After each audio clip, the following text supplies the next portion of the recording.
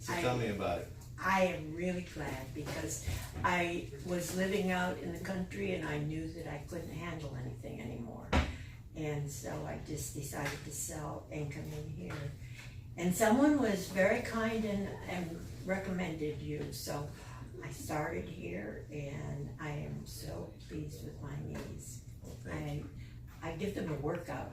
Do you? I really do. You're an active person. You're very much an active person. So remind me, how long has it been since we've done each one of those? A year on this one and a year and a half on this one. Yeah, and they're both working out well for you.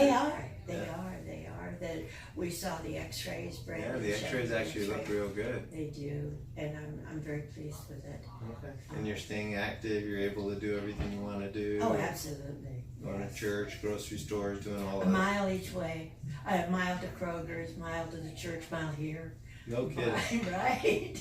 So you live in the community. That's really nice. I do. That's really nice. Now we're super happy that it worked out nicely for you. I am so. I think the key is like I'm sure Brandon's told you already. You got to just stay active, and that's the best way to, number one, make use of these knees, and number two, keep yourself in good shape.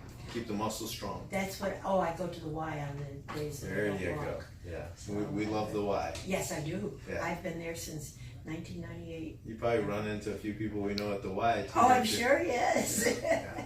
Yes, Well, but they've got little runners down the front of them. I know that you they've guys had are sitting there comparing scars, huh? Well, good. Yeah. No, I'm glad. So now at this point, we'll probably just keep an eye on you every couple of years. You just come up here, myself or Brandon will get some quick X-rays. If obviously anytime you have problems, give us a call. Okay. Sound fair? That'd be great. Thank you you. so much. Thanks.